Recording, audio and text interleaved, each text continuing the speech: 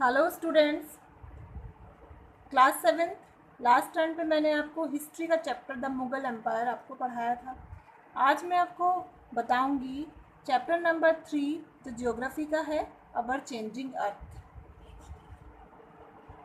हमारी अर्थ किस तरह से चेंज होती जा रही है, इसके बारे में इस चैप्टर में आपको एक्सप्लेन किया जाएगा।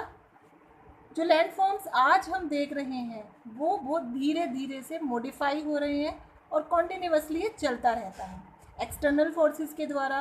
एक्सटर्नल मतलब बाहरी फोर्सेस के द्वारा, जैसे हीट हो गई, कोल्ड, रनिंग वाटर है, मूविंग आइस है, विंड है, वेव्स हैं, इवन जो प्लांट्स और एनिमल्स हैं वो सब भी इस पर इम्प्रेशन डालते हैं। फेमस जियोलॉजिस्ट के वर्ड्स में अगर जाना जाए, जो जे तुजो विल्सन थे, उनके अकॉर्डिंग अर्थ जो है जैसे दिखती है इंसर्ट स्टैचू की तरह, एक बिल्कुल इनर्ट स्टैचू की तरह स्थिर लगती है, लेकिन ये जीती जागती चलता फिरती एक चीज़ है। तो इससे क्लियरली पता चलता है कि जो नेचर है हमारी अर्थ की वो डायनामिक है। बहुत सारे चेंजेस इसमें आते रहे हैं। हज़ारों साल पहले लोग ये माना करते थे कि कॉन्टिनेंट जो है वो फिक्स्ड है अपनी पोजीशन पर। लैंड और वाटर का जो डिस्ट्रीब्यूशन है वो ऑलवेज हमेशा एक जैसा नहीं है अर्थ की सरफेस पर, जैसा आज है। आज हम ऑब्जर्व करते हैं कि मिलियंस ऑफ जियोलॉजिकल चेंजेस हो रहे हैं अर्थ के फेस पर।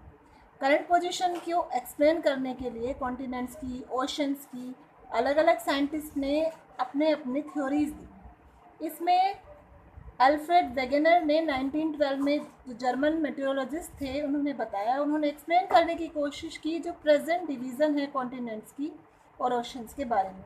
उनकी थ्योरी के अकॉर्डिंग सुपर कॉन्टिनेंट, जिसका नाम पेंजिया था, वो ब्रोक हो गया, टूट गया डिफरेंट कॉन्टिनेंट्स में 200 मिलियन ईयर्स पहले, और कॉन्टिनेंट्स जो थे वो अपनी जगह से खिसकते चले गए प्रेजेंट लोकेशन में।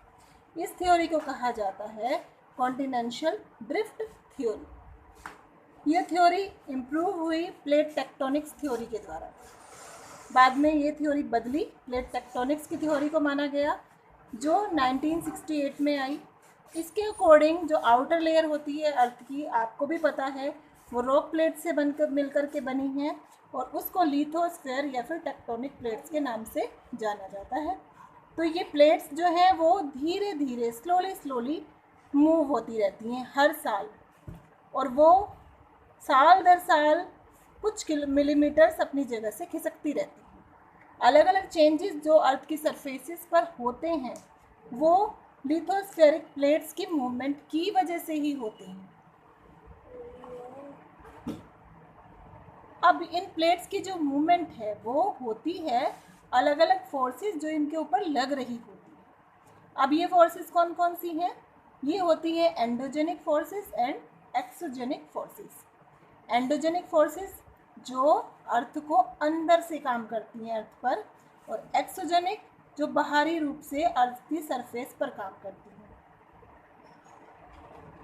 अब ये देखें हम चार्ट, तो अर्थ मूवमेंट्स में एंडोजेनिक फोर्सेस, एक्सोजेनिक फोर्सेस को समझने के लिए एंडोजेनिक फोर्सेस में आता है sudden forces, diastrophic forces, sudden मतलब अचानक होने वाली, जैसे कि अर्थक्वेक है, बिल्डिंग माउंटेन्स हैं, वोल्केनोज हैं, लैंडस्लाइड्स हैं। और एक्सोजेनिक फोर्सेस में इरोजनल और डिपोजिशनल है, रिवर हो गई, विंड हो गई, सी वेव्स हो गए और ग्लेशियर्स हो गए। तो एंडोजेनिक फोर्सेस जो है वो प्रोड्यूस करती हैं धीमा मूवमेंट, स्लो मूवमेंट, और उसके बाद ये धीरे धीरे अपनी जगह से फोर्स अपना लगाती रहती हैं उसके ऊपर, और सडन मूवमेंट्स लाती हैं, जैसे कि अर्थक्वेक, वोल्केनोज, जो एक बड़ी तबाही लेकर आते हैं अपने साथ अर्थ की सरफेस के ऊपर।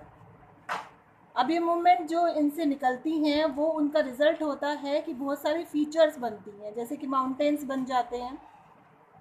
तो इरोजन मतलब कटाव, डिपोजिशन मतलब जमाव। तो ये इरोजन और डिपोजिशनल जो वर्क्स हैं वो होते हैं एक्सोजेनिक फोर्सेस के द्वारा, जैसे रिवर्स हो गई, विंड हो गई, ग्लेशियर हो गए हमारे, और सी वेव्स हो गई।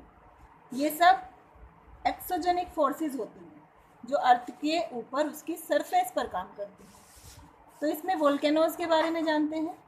वोल्केनोज को डिफाइन किया जाए तो ये अर्थ की क्रस्ट के ऊपर एक ओपनिंग है जिसके थ्रू मोल्टन मतलब पिघला हुआ मटेरियल बाहर आता है अर्थ के इंटीरियर से, अर्थ के अंदर से।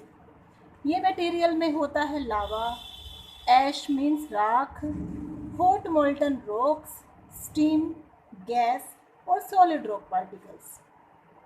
तो वोल्केनो की जो ओपनिंग होती है उसको कहते हैं बेटा वेंट। कोनिकल माउंटेन जो होते हैं वो इसके चारों ओर बन जाते हैं। क्रेटर जो होता है वोल्केनो का वो फनल शेप में होता है, वो वेंट को सराउंड कर रहा होता है। नेचर और फ्रीक्वेंसी जो इरप्शन की है उसके बेसिस पर देखा जाए तो वोल्केनोज को 3 तरह से बताया जाता है। 3 तरह के वोल्केनोज होते हैं, एक्टिव वोल्केनोज, डोरमेंट वोल्केनोज और एक्सटिंक्ट वोल्केनोज। तो फर्स्ट है हमारा एक्टिव वोल्केनोज। एक्टिव वोल्केनो जो होते हैं वो लिविंग वोल्केनोज भी कहलाते हैं। वो बार बार इरप्ट होते हैं, अपने साथ गैसेस, एशेज, लावा और रॉक्स निकालते हैं। इस तरह की जो बेल्ट होती है वोल्केनोज को वो पैसिफिक ओशन के चारों ओर बनती है और इसको कहा जाता है रिंग ऑफ फायर। कुछ फेमस एक्टिव वोल्केनो जैसे माउंट एटना हो गया, इटली में है ये, बैरन आइलैंड हो गया और अंडमान सी जो है वो इंडिया में है, ये इसके एग्जाम्पल्स हैं। डोरमेंट वोल्केनोज वो वोल्केनोज होते हैं जो इरप्ट बहुत लंबे टाइम तक नहीं होते, उनको स्लीपिंग वोल्केनोज भी कहा जाता है। इनमें कोई एक्टिविटी लंबे टाइम तक नहीं होती। जैसे माउंट विसुवियस इटली का है, डोरमेंट वोल्केनो है। डोरमेंट वोल्केनोज डिस्ट्रक्टिव होते हैं जब वो अपनी लाइफ में आते हैं, वो तबाही लाते हैं। एक्सटिंक्ट वोल्केनोज, ये वोल्केनोज इनएक्टिव होते हैं और इस तरह से ना डेड वोल्केनोज कहा जाता है। इनमें कोई एक्टिविटी नहीं होती इसलिए इनको डेड वोल्केनोज कहा जाता है। किलीमंजारो है अफ्रीका में, अफ्रीका का किलीमंजारो माउंटेन, और रेनियर जो यूएसए में है, ये एक्सटिंक्ट वोल्केनोज के एग्जाम्पल्स हैं। काल्डेरास लेक्स जो हैं वो फॉर्म्ड होती हैं एक्सटिंक्ट वोल्केनोज के द्वारा। इस तरह से वोल्केनोज जो हैं वो एक्सटिंक्ट एड्रेस नहीं किए जाते बल्कि जबकि वो कम्प्लीटली इस तरह के होते हैं। डिस्ट्रीब्यूशन वोल्केनोज का, ज़्यादातर वर्ल्ड के जो एक्टिव और डोरमेंट वोल्केनोज है वो 2 बेल्ट्स में होते हैं। सरम पैसिफिक बेल्ट फर्स्ट है, इसमें पैसिफिक ओशन को ये सर्किल करते हैं, पैसिफिक ओशन के चारों ओर होते हैं, इसलिए इनको जाना जाता है पैसिफिक रिंग ऑफ फायर के नाम से। ज़्यादातर वोल्केनोज यहाँ पर एंडीज़ में, साउथ अमेरिका में, और रॉकीज जो नॉर्थ अमेरिका में वहाँ पर पाए जाते हैं। सेकेंड है इसमें mid world mountain belt. The mid world mountain belt, ये इसमें आते हैं एक्सटिंक्ट और डोरमेंट वोल्केनोज, ये मेडिटेरियन सी के चारों ओर है, आसपास है। तो आज के पार्ट में इतना ही, रिमेनिंग जो बचता है वो मैं आपको नेक्स्ट वीडियो में दूँगी।